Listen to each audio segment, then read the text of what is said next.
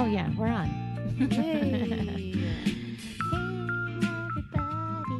I don't know why I know. It doesn't matter what happens. You're constantly trying to say. Hello, friends.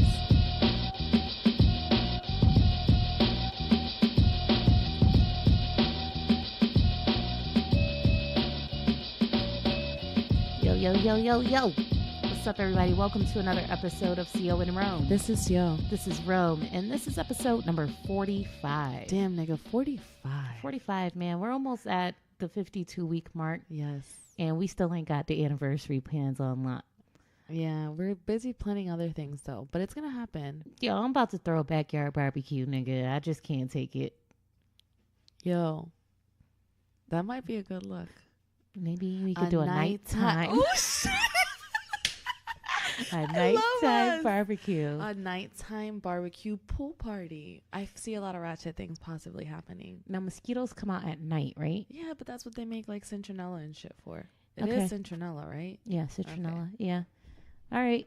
I guess that's what we're doing. Okay. Okay. We should set up the table and like have the mics Mm-hmm. and like random people if they want to sit down and like while we record, that'd be dope. Take Yeah. breaks, pick up wherever. Yeah, we could do something in the kitchen, Yeah. like have a little podcast set up. Yes. And all right, that's it. That's what we're doing. Okay, guys. Let us know what y'all want to eat. You heard it here first. So if you're in the Tampa area, you support the show, you want to be a part of the anniversary, we're gonna do a fucking barbecue, Zio and Rome back feast barbecue. nighttime barbecue. Yes. All right, cool. Have some drinks and shit. Mm-hmm. I'm gonna get a bunch of wine from Aldi, bro. Why not? Yo, That that new winking Aldi's. owl? That new Aldi's. You spot. went? When did you It's go? like magical with my sister. When did you go?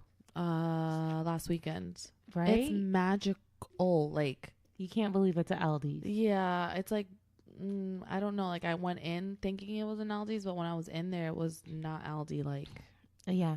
at all. They even got a wine section. They got a whole wine section. Now, the regular Aldi's has a wine section, but it's just an aisle where you see wines. It's not the same. Then food. This hat gave me, like, Grocery store like Publix. no, like Diet Publix. ABC vibes, like the wine section at ABC. It had like a wood, like yes, rack. It had a kind- very Yes. wine theme type vibe. Aldi's is where it's at, man. Yeah. So, Winking Owl Wine. Maybe we should reach out to them for a sponsorship. Yes. Sponsor. Maybe they'll us. sponsor some wine for the Rocio and Rome nighttime back feast barbecue. If you don't drink wine, bring whatever you want to drink. BYOB. Yeah. Other than that, you get in Winking Owl Wine because we on that budget. I might bring a little something extra. I don't know. Yo, speaking of alcohol, I went out last night. Yeah, you did. Okay. Hold on. I'm getting ahead of myself. Yo, Best Podcast 2018, Undisputed. Undisputed. If you want to dispute it, shoot us an email at coinrome@gmail.com. All right. So, speaking of drinking, no, I'm getting ahead of myself again. Yo, if you want to cop some merch, head on over to afgoclothing.com. Yes, and we have a discount code for you guys once you take a look at the merch. It's CO and Rome 15. We actually had someone recently buy one, and we will be posting that picture shortly. T-shirts, sweatshirts, hoodies, crew necks. Get 15% off with that code CO just gave y'all. Yep. All right, drinking. Went out last night. My brother is the president of the Southside Riders Motorcycle Club here in Tampa. I tend to go to the annual every year. Didn't get to go last year because I was in the hospital and shit. But, yo, had a good time. Mm-hmm. It was at the Palladium. Looking fabulous. Thank you. You're welcome. Yo, I got fat cute on lock, fam. Shut the fuck up. You had the on lock bike annual party outfit theme, like the whole thing was working for you. Yeah, I had on like this skirt that has this faux leather panel in the front. It was like a little mini skirt. With a little black spaghetti strap tucked in. Yeah, which I normally don't do, but I was like, yo, I gotta show the tattoos, you know, because that's like very biker-like. Yes. But let me tell you, mini skirts are scary, especially if you have a big butt, because you always feel like your butt's out. Yeah, that's true. You feel I like you ain't got used to that. the undercuppage showing. Yeah, yeah. But yeah, it was cool. So, you know, good vibes, good people. And shout out to Sean Miles from the Toxic Heart podcast. Yes. He was there. And I just want to say that the bartenders there seem to be very generous. So he ordered a round of shots of Crown Royal, which I've never had before. I've heard of it, obviously. Right. I'm like, is this a double shot? Because usually I'm like a shot queen. I could take shots, no problem. Okay. I get fucked up off of them, but throwing them back, I'm like, bah, you know what I'm saying? But the whole shit couldn't fit in my mouth and it was like leaking out. Pause. Yeah. Yo, I was like, was that a double shot? He was like, no, I just asked her for a regular shot. I took that shot and like within like 20 minutes, I was like, oh no. You're also a lightweight though. Oh no. Just one shot. Well, I had a rum and coke beforehand, and I was sipping on a Smirnoff Ice at the time because their soda machine had a weird taste. But anyway, I only ate once yesterday too. Oh, okay. Dude, not the move. I want you to post those videos. Yo. At least I think that we need to trim certain things. Yeah. And put those up because there's some very funny ad libs that you got going on. Yeah, so I wanted to go to Village Inn after a night of drinking because I was so fucked up. And I get there and I'm sitting at the table and I'm like, oh, I can't do this. You ever like realize you can't do something? Yes. Like when you get there? Yeah. It's all fun and games up until you get there. Whoa. Are you okay? She's got a rash. Oh, okay. Yeah, you just think everything's fun and games until you get there. And I got there and I was like, I can't do it. I don't know if this is how you feel when you start to feel that feeling. I tend to get a lot like really in my head. So I start to get really like nervous and anxious. Like, oh no, like I'm in public. I need to go home. Like, I don't know how I'm looking right now. No, it wasn't That's how that I at feel. all. I wasn't self-conscious because I feel like when I look at myself in this like space, like really drunk, I'm like, yo, I bet you this looks real funny right now. So you're all about the comedy at the moment. Yeah. I'm like, yo, if niggas is laughing at me, that's cool, you know, because it's funny. Yeah, you know what I mean. I mean, it was funny. Them video, we're gonna show you guys. Yeah, but no, it was more like I can't hold my head up, and I had the feeling if I was gonna eat, I was gonna feel very uncomfortable, and I didn't know how it was gonna play out. So I really wanted to take the food to go, so I could be whatever would have happened, I would have been home. Yeah. One thing I hate doing, I hate vomiting, bro. I know people say you feel a lot better. No, I didn't. Okay. But I just felt like I was on the brim. On the cusp. Yo, I really hate it with a passion. Like if I have one fear in life. Are you serious? I hate it. I just hate it.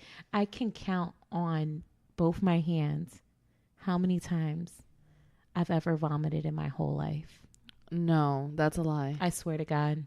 I swear to God. I swear to you.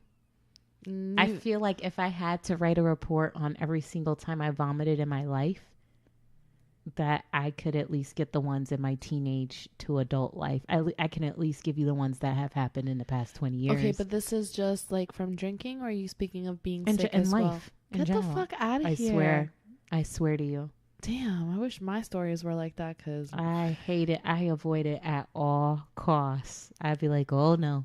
What's your process? Do you just breathe? I talk to God. I'd be oh, like, Lord Jesus, if you love me. I don't ask for much. Jesus, if you love me. I don't ask for much, but if anything, please. Please. I legit start meditating. I'd be like, Jesus, if you could please tell this vomit to go mind its fucking business right now. Jesus. Please help me. That's intense. I don't want to do this. That's pretty dope though. Yeah. Yeah. So, yeah. No, say no to Crown Royal. I know that's a drink for me to stay away from. You got a drink that you know you can't fuck with? Yeah, rosé. Rosé? Champagne? Yeah. What? I told you last episode it makes me extremely violent. So, but that's the one? That's the one. Wow. That's the one. I cannot. I won't. Like, actually, my sister bought something yesterday. Champagne's so nice, though. My sister bought something yesterday, and it said Roscoe on the bottle, and I thought it said rosé, and I was like, oh, no, no, no, no, no. And she's like, what? I'm like, oh, I thought that said rosé. I was about to say, I cannot drink this right now. I will fight my family. Yeah, that's good. That's good. Yo, you guys, if you have a drink that you know you can't fucks with, I would love to hear your responses, because I feel like everybody has a different drink. Absolutely. We all, react differently to different drinks. And not only would I want to know what drinks they can't fuck with, but I want to hear the story behind why they can't fuck with that specific drink and how they figured it out. Word. Yeah. Word.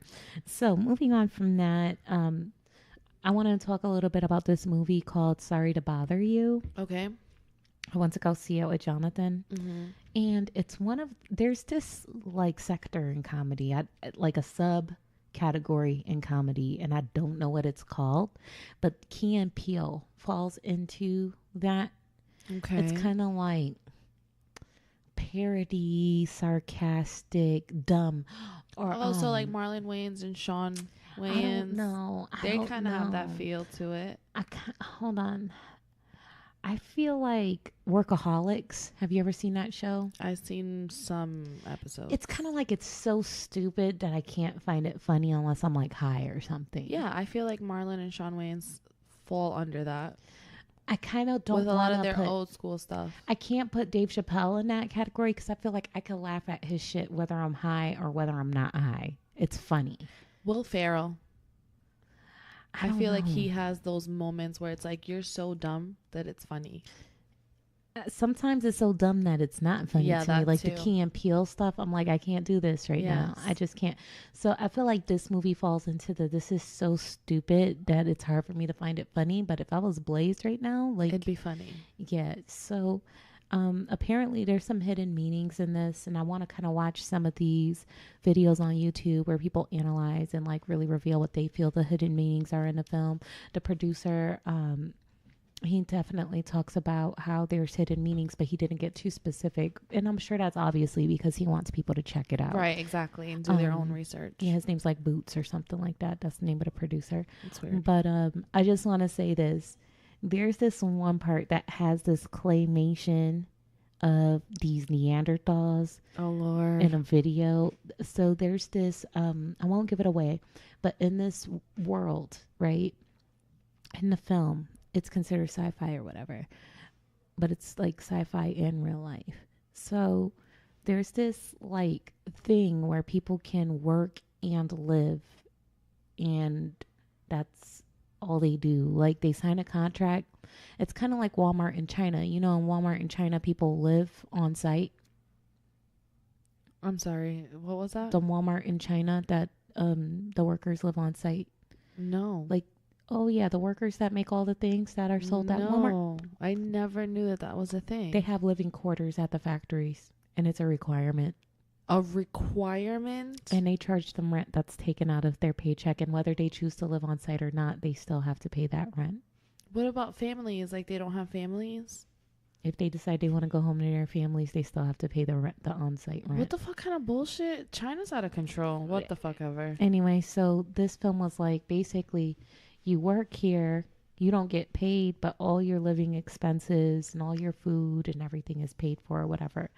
So, it's a reoccurring theme in the movie, like this whole thing they're offering, right? So they start showing like this promotional video that convinces people to work there and what they're all about. And it's a claymation of a Neanderthal woman. Uh-huh. And she's topless, obviously, because she's like Neanderthal. I don't know if she's Neanderthal. She's like between primate and Neanderthal. Okay.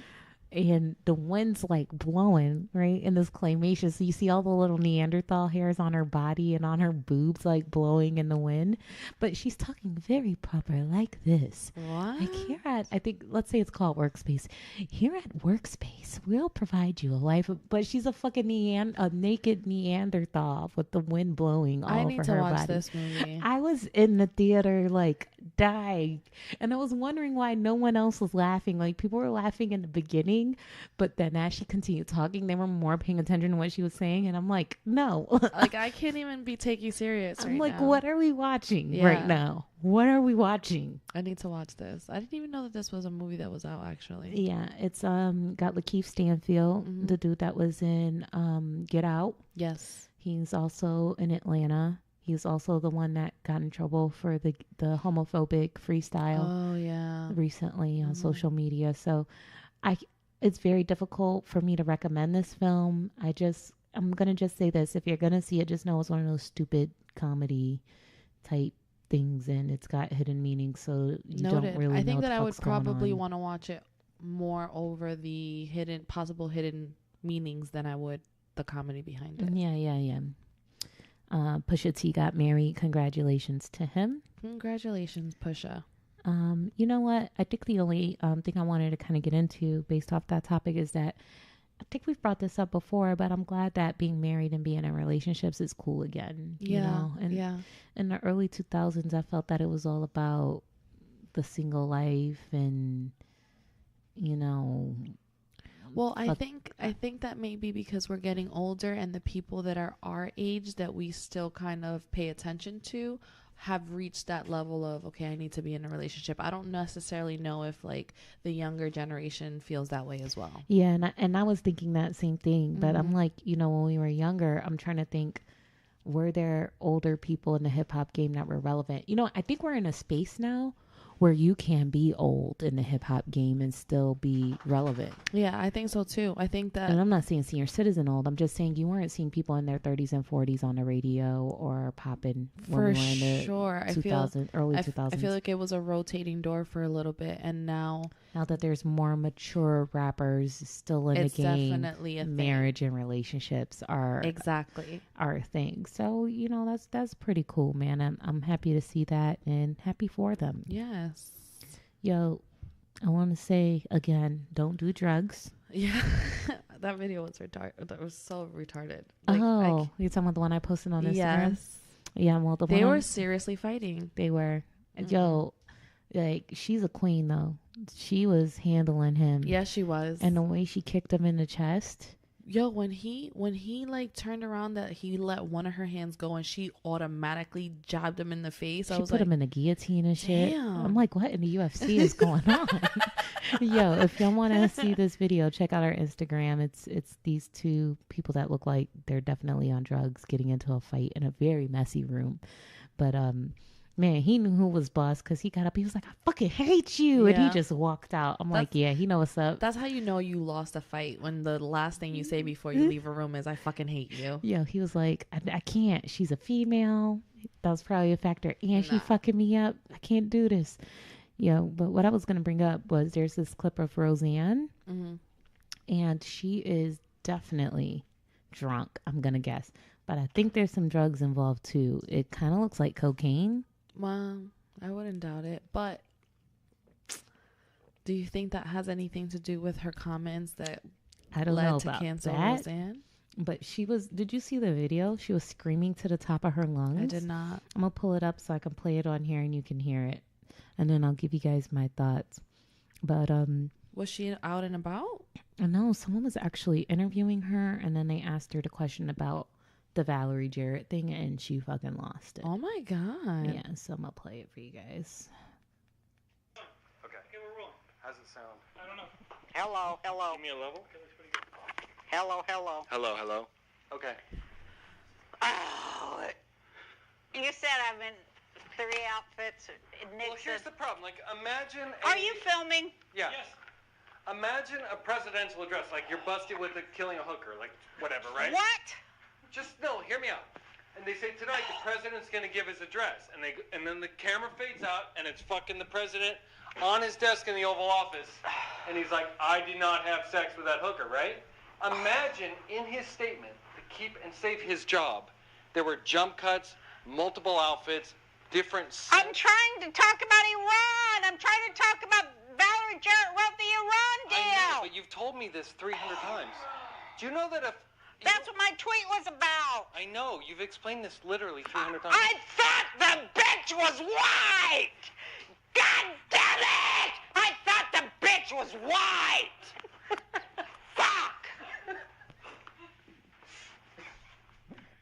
Now you tell me.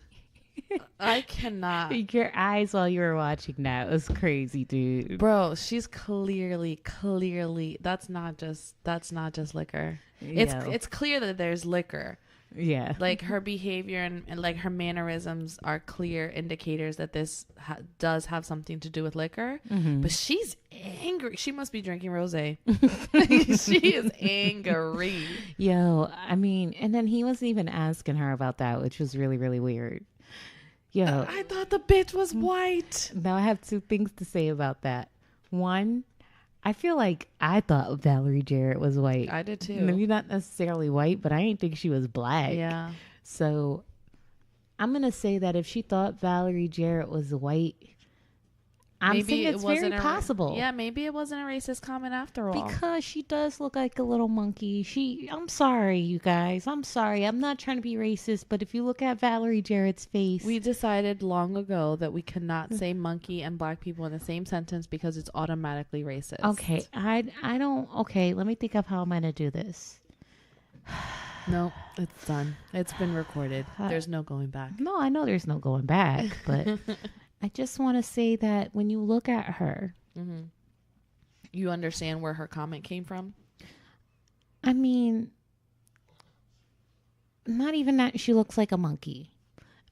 What I'm saying is that she does look like the lady that was in Planet of the Apes. Okay. She does look like that specific character. CO, come on. I mean, doesn't she look like the little monkey character? Her it's her nose. Face structure. Her face structure looks like it. I can tell where the statement came from. Getting back to Roseanne though, she's angry. I mean, I'm sorry, you guys. I'm not defending Roseanne, but I'm just saying I give her the benefit of the doubt to a certain extent. She's literally on like this very specific thing. Brushing up her hair, scratching the back of her head. She's looking a mess in this video. She looks like she can't even let this guy finish his statement because she's about to lose it. Like, mm-hmm. She is, oh my Lord. My second comment smoking about a cigarette is whoever dyes her hair does a good job. I want to know who the hairstylist is. Yeah. That shit looks good as fuck. That shit does look good. Yo, because you know, dyeing old, like people who are going gray, their hair kind of starts to be a little more, it's like more porosity or whatever. That shit look good as fuck, yo. Not only does it look good, her makeup looks decent too, though. Yeah. They hooked her up. She's all right now. Don't it suck to get all beautified just to act crazy on camera? For real. Like, I want to do over. I'm pretty sure. Waste. I wonder what her thoughts are when she watches this back. I don't know. She's probably like, damn, I am crazy. I have one last thing. And I wouldn't be surprised if this is actually in your notes. It's about the Stand Your Ground law. It's not, but I just was going to put that in today, but we can definitely discuss that. All right. So let me give you guys a rundown. So, as we mentioned already, we live in Tampa, Florida. Clearwater, Florida is part of the Tampa Bay area. Correct. It is in a different county. It's actually in Pinellas County, whereas we're in Hillsborough County. But anyway, so basically the gist of the story is, I think this went down at a Circle K. A guy, his girlfriend, and his 5-year-old son went to the store to get some candy, and there was some sort of dispute over a parking spot, right? Correct. So the family, the boyfriend, girlfriend, and kid, this is a black family. Mm-hmm. The guy they're arguing with is a white guy who's 47 years old. So black guy goes inside the store. He's 28. He comes out the store and sees the white guy arguing with his girlfriend. So he just walks up on the white guy, pushes him. White guy falls down to the ground. Black guy steps back. He's all cool and everything. White guy on the ground pulls out his gun, shoots the guy in his chest in front of everybody, and he didn't get arrested because of the Stand Your Ground law. Now, before I state my opinion, I'm going to let CO speak on this because my shit's going to probably sound fucked up. I'm just being honest. Really? I don't know. I can see your face right now, and I feel like I'm going to be really upset with what you're going to say. That's fine. That's what this show's all about. We can respectfully disagree. Right. You know? So I have a couple things to say from when I first saw this and heard everything that you just addressed. First and foremost, it scared me to think that he was originally arguing with the female, the girlfriend, outside of the store, because I felt if the boyfriend hadn't come out of the store and wouldn't have pushed him, and the dispute between the girl and the white gentleman had continued, would he have taken out the gun on her and shot her? These are just questions that I always have. And then I'm also thinking, I heard that the stand your ground was going to be a thing during this situation. However, there was also something stated that there's a possibility that it would not stand, because there had, since the whole Zimmerman and all of these other situations that we've had here in Florida with the stand your ground, that they had switched it up a little bit, stating that if the victim then becomes the aggressor in a situation and the original aggressor no longer shows nature of violence, then the stand your ground rule does not apply. And in this situation, I feel like that is true. I feel that although the black gentleman that walked out of the store was the one to initially create the violence by pushing him on the ground, in the video that you see, he is clearly turning to walk away as the man is taking the gun out of his pocket or holster, wherever he had it. And you can see that he's pointing it at him, and the guy's literally just like done. He's ready to walk away, and the guy just still continued to shoot him. I feel like that's fucked up, one. And two, I don't think that's stand your ground. I feel like stand your ground, you have to feel completely helpless. You have to feel in danger. You have to see that you're in a clear violent situation. That wasn't the case after he fell on the floor. And then in front of his kid.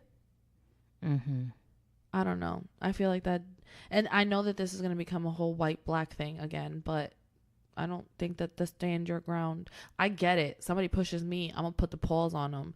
But I don't think that I'm just going to shoot someone because I fell on the ground. He could have pushed him and then continued punching him in the face, been on top of him, done a whole bunch of other stuff. The man clearly was walking away.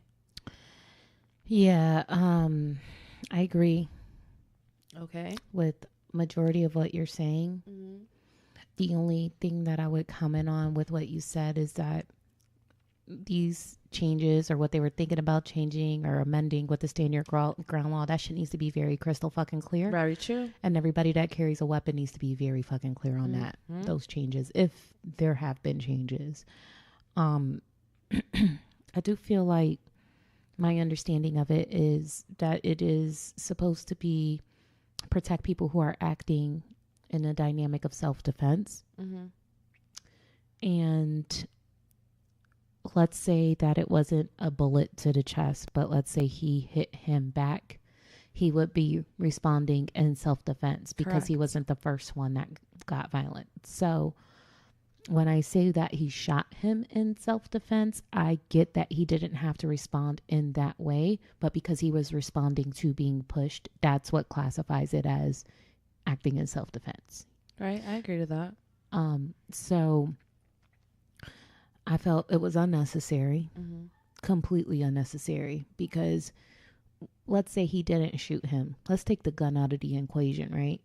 That nigga could have got up off the ground and shit probably wouldn't have escalated from there. Absolutely. You know, he had a choice, and I don't feel that he thoroughly exercised all of his options. I agree to that. And I think he made a bad choice. I think that there's levels to this shit, and the level that he decided to take it to was ridiculous. I think he made a very poor choice. I'd be very shocked if he genuinely was in fear for his life, which I think that the stand your ground law is supposed to be like, if you fear for your life, if you feel that your life is in danger. And I feel like pushing someone down on the ground, that shit's happening on playgrounds every day, B. Like, yeah. You know what I mean? Were kids. But this is what I am going to say. This law protects people like myself, who may one day need to shoot someone who may be attacking me and I may not be able to defend myself. You know what I mean? And if they take this law away, then it's like, oh, arrest her because she shot this guy. I was acting in self-defense. It doesn't matter. I'm still arresting you. You know what I mean? Like, I like the law, but I do hate the way people interpret the whole how shit went down and if whether or not that's classified as fear for your life or whatever. It's just so much I want to interpret's not the word I'm looking for, but it's subjective. It's subjective, you know what I mean? And I'm like, legally this guy might be covered and may get away with it.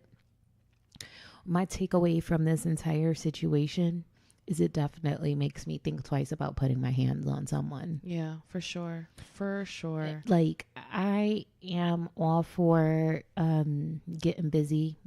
I'm going to be honest with you. I love fighting. I haven't been in a physical fight in a long time, but I just love fighting as a sport. I love it like as exercise. I love it. Like, I just really, really enjoy it. Right. You know, I'm not going up and just fighting people, but if I'm feeling that adrenaline and the situation calls for it, it's nothing for me to throw hands. Yeah.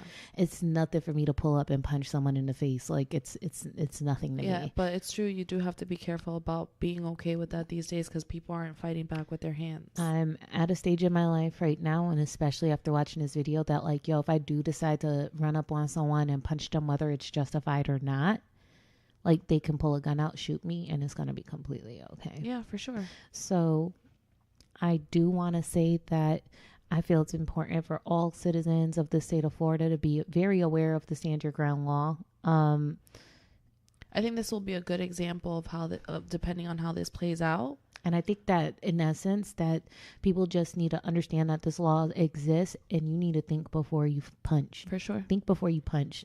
Well, not only in the aspect of Or the think guy before you push or whatever. not only in the aspect of the guy that pushed, but depending on how this turns out, even in the aspect of the guy that was pushed, because if that change was implemented to the point where they do hold it against him, he can very well do time. Yeah. I do feel that whether or not an arrest took place, I think legally something can still happen here. I think that what you said is really fucked up. Not fucked up that you said it, but when you think about it, that some laws, especially one of this nature, can be so subjective. I feel like that about a lot of our laws, and that alone should speak volumes to our justice system. Yeah. I feel like the fact that laws can be so subjective, it shouldn't be that way. I think that laws should be very black and white to the point, and it should be applied to everyone across the whole, field, because field, spectrum, broad, whatever the fuck you want to call it. Because I feel like we make exceptions for certain things and then don't make exceptions for other things. It's like, which one is it? It's fucked up. I don't know. Now, if I were to make this a race thing, which it's not my style to make something a race thing. It's going to become a race thing. Right. It's not my style to make something a race thing unless it looks like it's a race thing. You know what I mean? Now, do you feel like he feared his life because the man was black? Very possible. Let me tell you something. Melanin is scary to some people. Is very scary to some people. And again, what it comes down to is, which by the way, I'm going to spin off into a different topic off this. I apologize. No worries.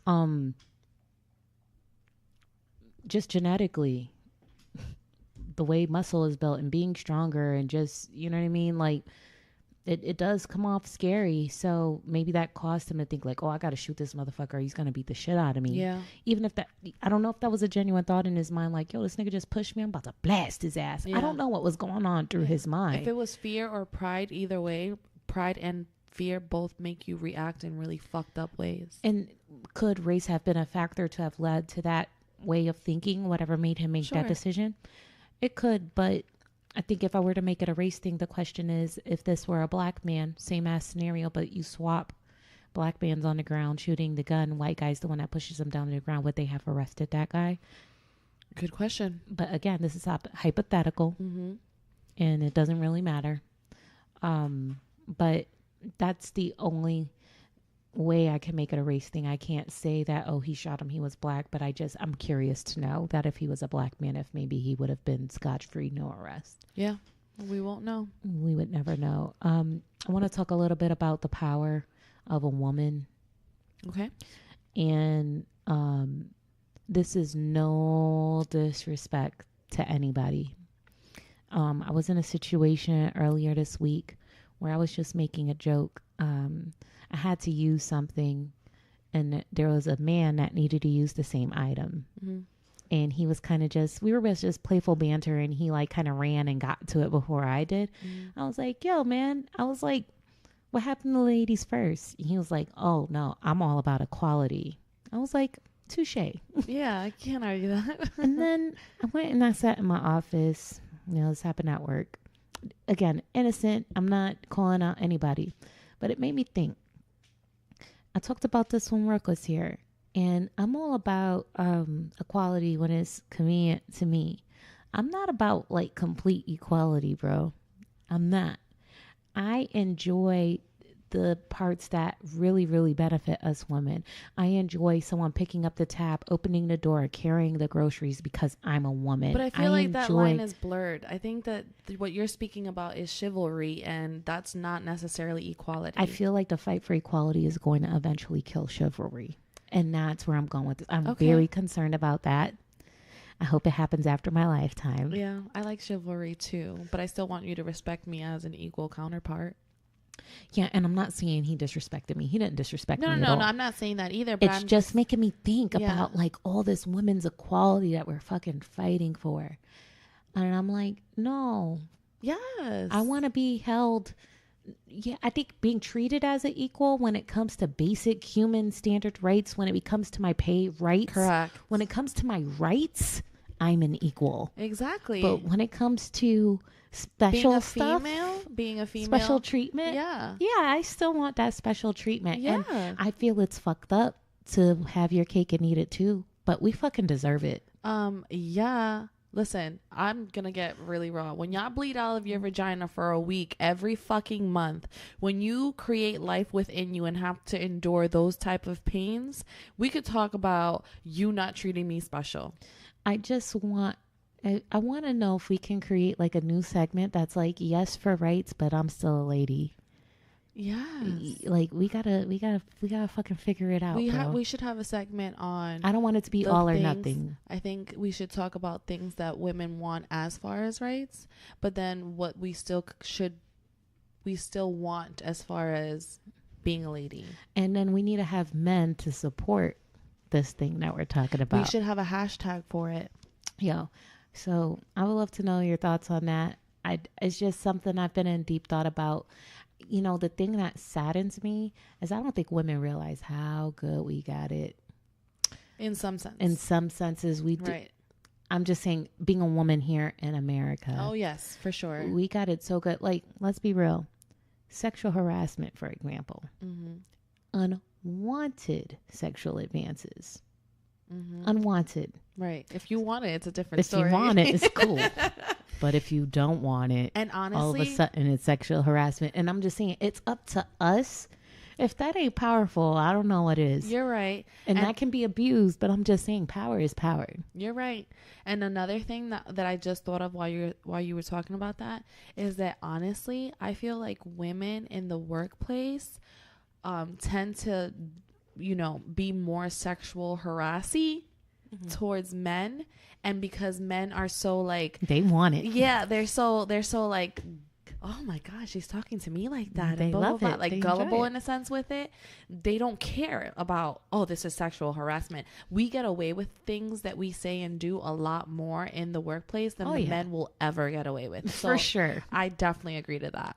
For sure. Because there's been times where I've joked and I've said certain things at work, and then I like catch myself and I'm like, damn, like if I was a dude, that would be really, fired. really bad. Like that's definitely HR-y. Like HR would definitely be involved with that shit. Yeah, I've definitely had moments, not recent, but in the past. Yeah, where you think about it twice, you're like, oh shit. Yeah. Yeah. For sure. That's power. Yeah, that's power like a motherfucker. Oh Lord. Yeah, we gotta find this hashtag. I'm gonna think of a couple things and we're gonna hashtag equal it. rights, but only the rights. Know what I'm saying? Yeah.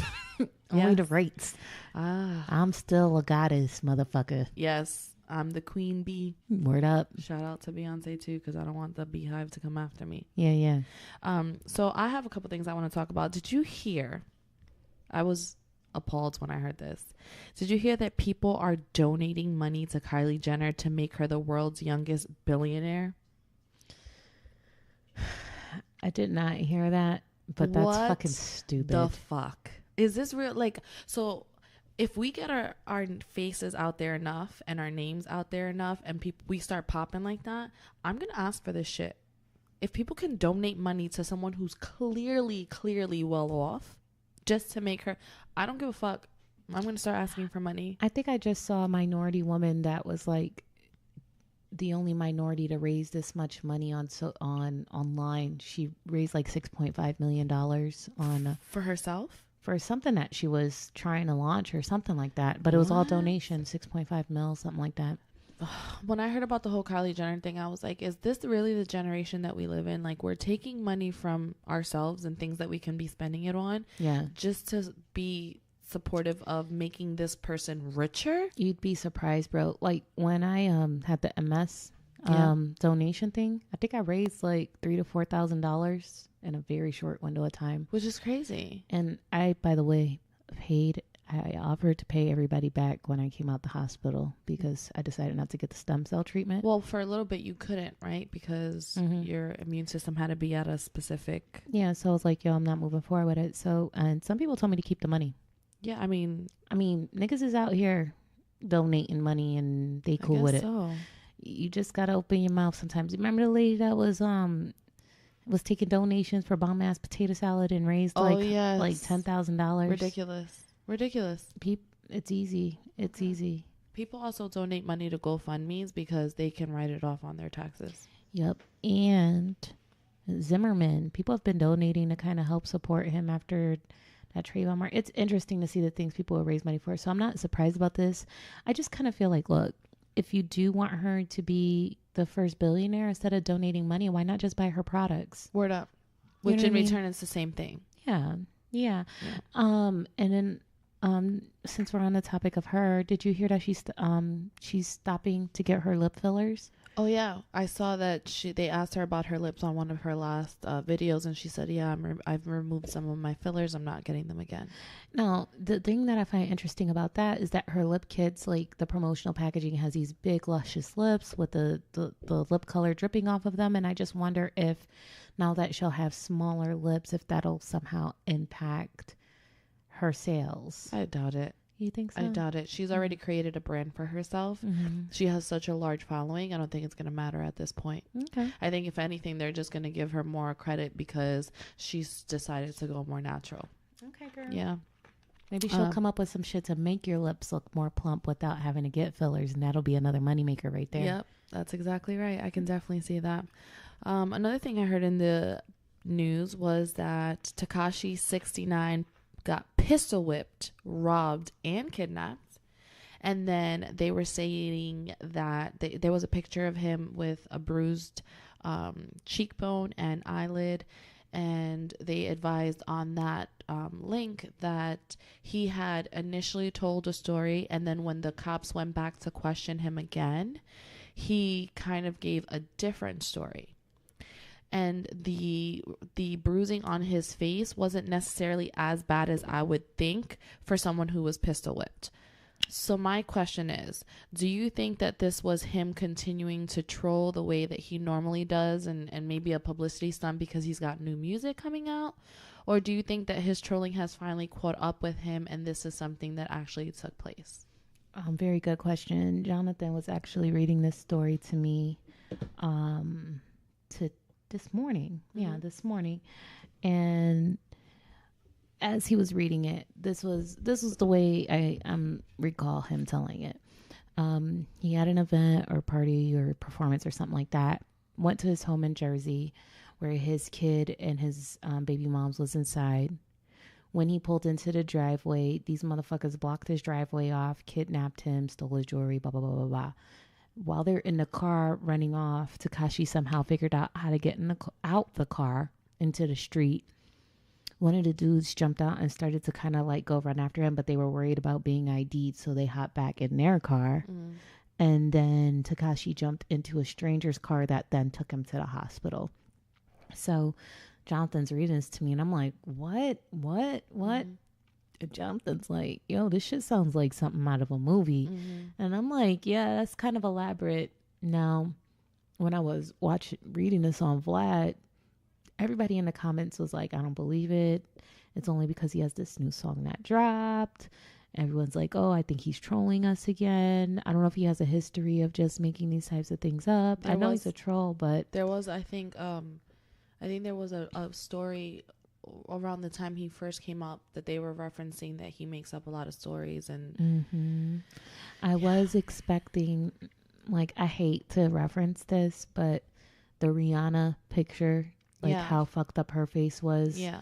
I was expecting something like that. And then when I saw the photo, I was like, yeah, I'm like, I expected his face to be like completely fucked up. And it wasn't. So I don't know. It's a little questionable. The thing that disturbs me the most about this is that the song is trash and Nicki Minaj is no longer bringing anything to the table for me. Which leads me to think of, when it comes to Nicki, it leads me to think of two things. Either one, she really needs Safari. Like, she has completely fallen off ever since Safari has nothing to do with her music. Mm-hmm. And two, I think that with so many other female rappers in the game, she's either feeling the pressure or she is now being seen as not the best rapper because there's so many other options out here that are actually bringing shit to the table. The bars were so trash. Yeah, she's been trash lately. Oh my God, they were terrible. I'm like, who? Why? What? Oh my gosh. I don't even know the name of it. Y'all figure it out, but it's with her and Takashi. Now, his bars, they weren't amazing, but I kind of like the direction he's going in with his music right now. Honestly, I can fucks with the new shit, but not the in the sticky and the Mickey. Like, no. It's just too much. But now he's actually like trying to have a conversation on these songs, and I'm like, okay, I can digest this a little bit. But the thing about it is, like, if you think about the age group that he kind of, raps for, that hype shit is where it's at too for them. So yeah, to them, he's like this god, and his lyrics really, even on that hype shit, his lyrics really aren't that bad. They aren't. Put a hole in your head like a dolphin. Yes. I get that. Even though he stole that line from someone else. But. Yeah, but still, like, his play on words, or like the way that he puts things together, mm-hmm. I can fucks with it sometimes. Yeah, he wasn't screaming like that on this song. But him as a character, if this is a character his that he's persona, playing, yeah. like, I don't dig it. I really, really, really don't dig it. Me neither. I really hope that he's not trolling us. If he isn't, I wish him the best, because perhaps this will be his lesson. Maybe he came out alive. He should be thankful of that. And if this is true, that is. And if not, I'd be really worried about moving forward if people actually get ideas from this and then actually, I don't fucking know. This is ridiculous. A part of wisdom is learning from other people's, learning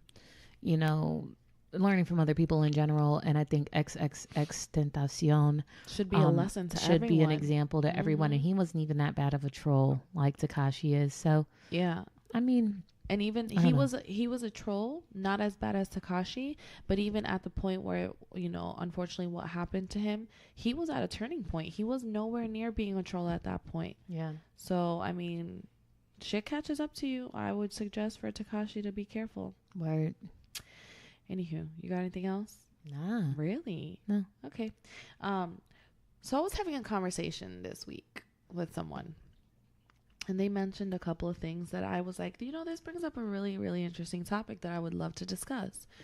Do you think that forgiving someone because they actually apologized and explained why they feel they were wrong, and that you've also talked shit because you were pissed off at them at one point out of that bad situation, does that mean that you forgave them and now you're cool with them, that you're fake? That you're fake? Yes. Nah. Because other people do view it that way. No, I mean, it depends on the circumstance. But here's my thing. Like, okay. You and I, we're really good friends. Yep. We've been friends a long time. We're both very capable of having some sort of misunderstanding and doing something to completely piss the other person off. Facts. Now, both of you and I know each other well enough to kind of know how to deal with each other. Yeah. You know, we know and understand boundaries, and I don't know if we've ever had any issue. No, I think that our disagreements are so like not disagreements, because we'll have disagreements and be like, whatever. It's never been a serious thing that I've had to apologize. Oh yeah, no, not at all, right? For sure. But let's say if something did happen, right? I feel like you and I, woman to woman, can have a conversation and be like, you know what? I was completely out of line. I think it's important for you to understand the reason why I did that. Mm-hmm. You know what I mean? But I apologize. I do now acknowledge it's wrong. I do acknowledge your feelings. I now acknowledge your perspective. I'm sorry about that. And then if you decide to accept my apology, understand where I was coming from, and then I make the commitment to you, like, yo, that will never happen again, and you and I move forward and we Gucci, like, that's a thing. You know what I mean? That's a thing. But what happens if the thing is that, okay, we have a third party, someone we're not necessarily that close with, and then this person did something to me, and I'm telling you what this person did to me, and I'm like, fuck that shit, that's just crazy, like, this is so fucking weird, why would this person act like this, blah blah blah, whatever, and I don't speak to this person for a year.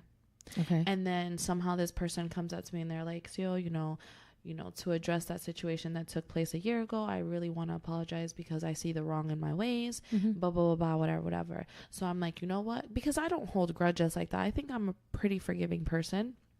We all make mistakes in life, and as long as you hold yourself accountable, that's what matters. Now, moving forward, I would expect for you not to do the same thing. But if that person apologizes and explains why they did what they did, even though they feel it was wrong and they want to, hold themselves accountable, and I forgive them, and then I come back to you and I tell you, oh, so and so, I was chilling with so and so, and you're like, oh, why? You don't like that person, you talk so much shit about that person, and I tell you they apologize, blah blah blah, and they're like, well, I think that's fake. Do you think that that's like, nah, that's such a childish thing to say? Thank you. That was my point. I feel like as your friend, the way I would respond to that is like, okay, cool, I gotta respect your decision because it's yours, right? But I think that as being a protective friend, I think that I would be like, as long as you give them time to kind of prove themselves, be and mindful, show that they're a better person or whatever, like, just guard your heart, your emotions, like, protect yourself, as long as you got one eye open and you watching them, like, that's the only thing that I would advise. Now, if you start doing goofy ass shit, like, oh, I can't record the podcast today because I'm hanging out with this other person that, like, fucked my man back in the day, I'm gonna be like, whoa. Yeah. Then now you're questioning whether or not I'm being loyal and real to you. I'm just kind of, well, not so much loyal and real to me. I'm just going to kind of, as a friend, be like, I'm going to just try to, if I feel like as a friend, part of your responsibility with your friends is to keep it a buck with them and to kind of let them know about themselves if you see that they're off their game. And if I feel your prioritization is out of line and it's like, for someone that's really not even worth it, I might make a remark or a comment about it. You know what I mean? I might feel some type of way, like if I'm getting curved over someone who's wronged you. Meanwhile, I've been a loyal friend to you. I might feel something, but I think the whole thing about, oh, you being cool with that person makes you a fake person. I don't think that that's fair. Yeah, I don't think that that's when right. I was having this conversation, and that's the interpretation that I was getting off of what was being said, I was like, that's a bit childish, because the older that you get, the more you realize that not everything is going to just like have to make you angry and keep you angry all the time. Like, it's okay to let go of shit, especially if someone's like, yo, I fucked up. Because what happens if I end up being the person that fucked up and I apologize? I'm going to want someone to hold that grudge against me all the time. Yeah. Now, personally, I'm all about peace. Like, people like apologizing and being cool. Yeah. Like, I want to be able to walk in these streets and like not have beef with nobody. Exactly. Like, that's the goal, right? And now, there is people that you just don't fuck with.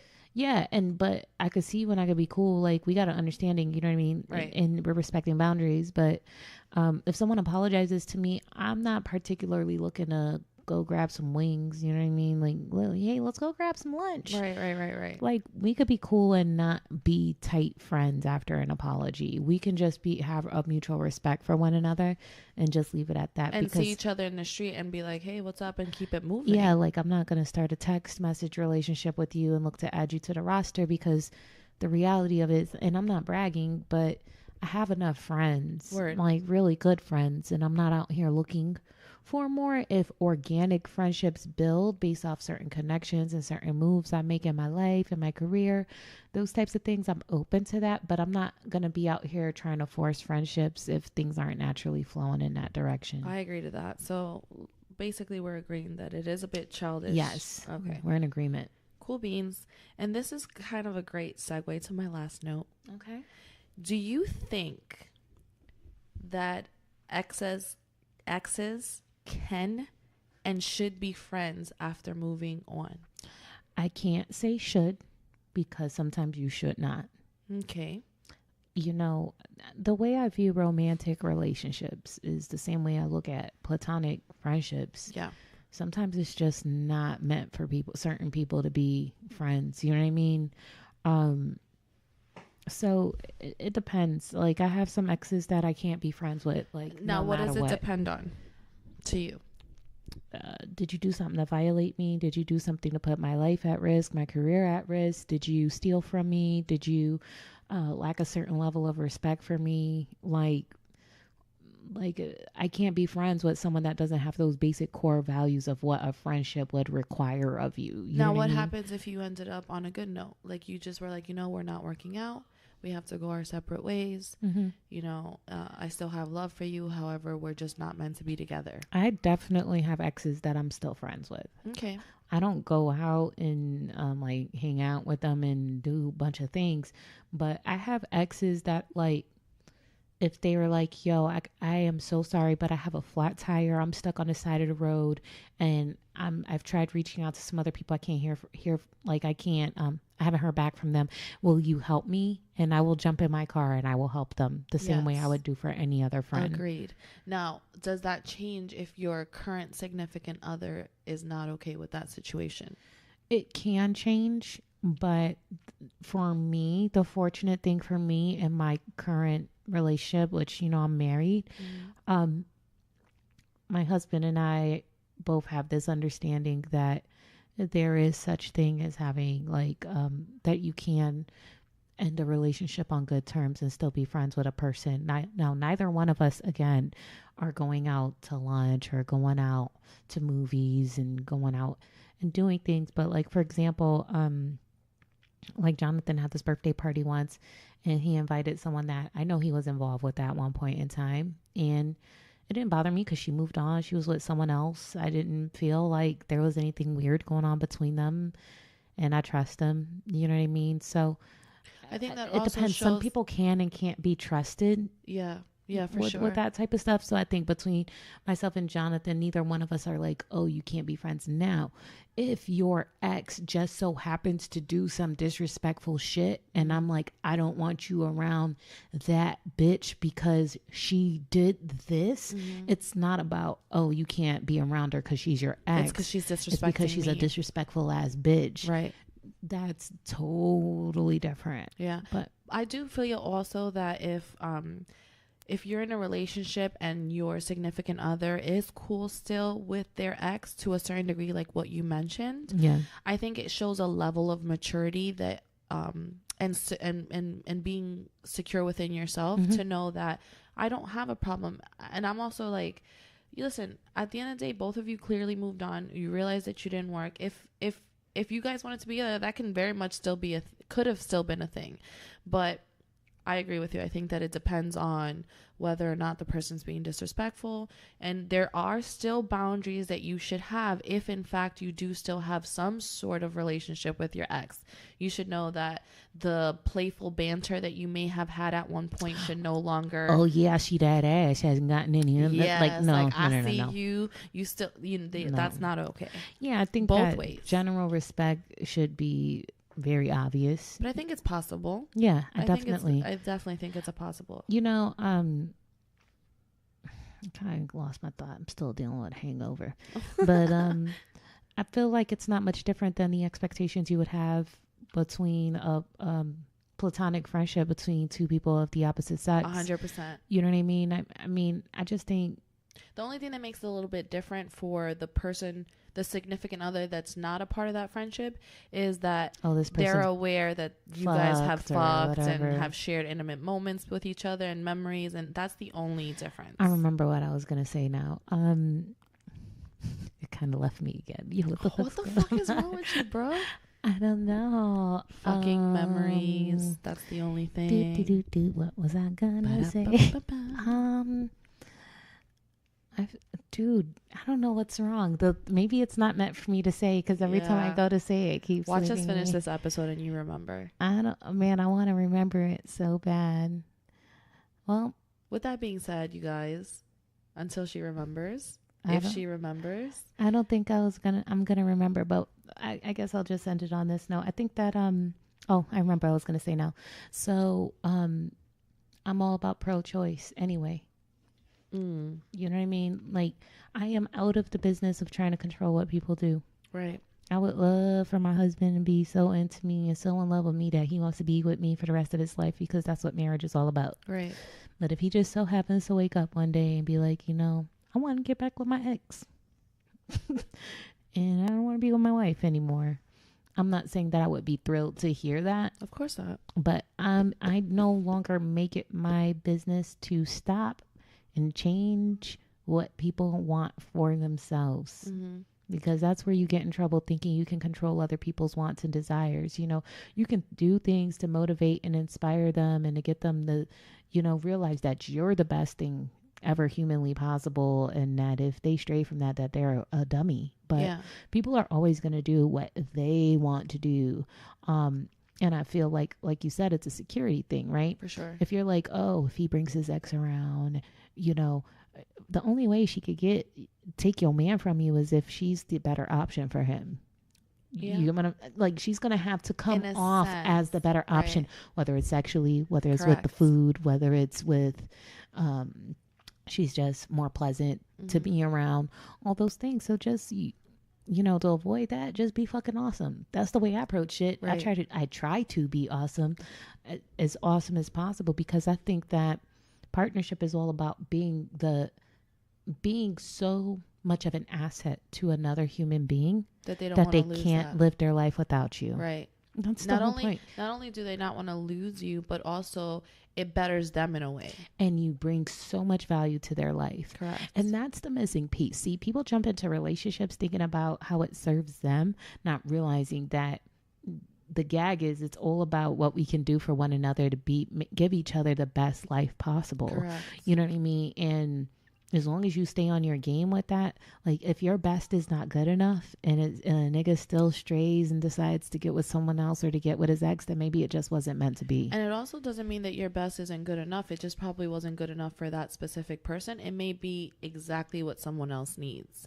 So, it's kind of, you have to take everything with a grain of salt. And one thing to touch really quickly on what you were speaking about as far as controlling someone else, I think that what a lot of us need to realize is that there's such beauty in having someone so fearful of losing you that they're willing to do whatever to keep you. Yeah. So you don't have to control them, because they're going to always do what they need to do to be able to continue to have you in their life. Stay on their game. Exactly. For sure. That is the beauty behind being in a healthy relationship. But sometimes people forget. All you got to do is remind them. Of course. That's all you got to do. And we're human. We're going to forget. We're going to fuck up. We're going to do things at moments where it's kind of like, what the fuck is this bitch or this nigga going through? Or like, why are they doing this to me? Like, obviously there's also levels to that shit too. But listen, we're all going to fuck up. It's just regaining composure and hitting that reset button and being able to do better all over again. Word up, bro. Yeah. Yo, so fuck all the immature people. Stop trying to control people. I could be friends with whoever I want to be friends with. I feel like allowing exes to still be friends with your current mate is a personal decision. Yes, but it doesn't work for everyone. It doesn't work for everyone, but I feel like both partners need to be on the same page with that expectation. Otherwise, that's always going to be an argument. So lay it on the table, talk about it, Mm-hmm. know your boundaries. And stay away from Crown Royal. Yeah, stop trolling out here. Yeah, we went over a lot. The stand your ground shit. I don't know. Let's see what happens. To be continued on that. And if you want to come to the Seal in Rome anniversary barbecue, holla at me. Again, it's nighttime. It's going to be at nighttime, dog. Nighttime barbecue.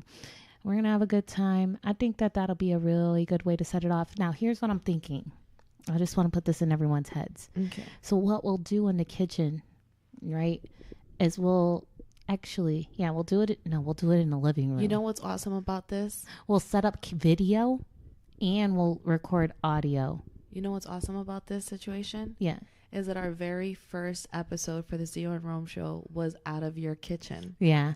So it'll be a full circle. Yeah. I love that. Yeah. What we'll do is we'll set up some video. We'll set up some audio. We can use that as content to kind of help promote and grow the show for our second year. So we may have to have people sign some things. Yeah. To be able to go on. Yeah. So, for those of you who want to be on the camera, want to be on the mic, definitely prepare yourself for that. Wear a fly little outfit and I'm talking about, you know what I'm saying? All right, you guys. Thank you for listening to another episode. We'll catch you later. Bye-bye.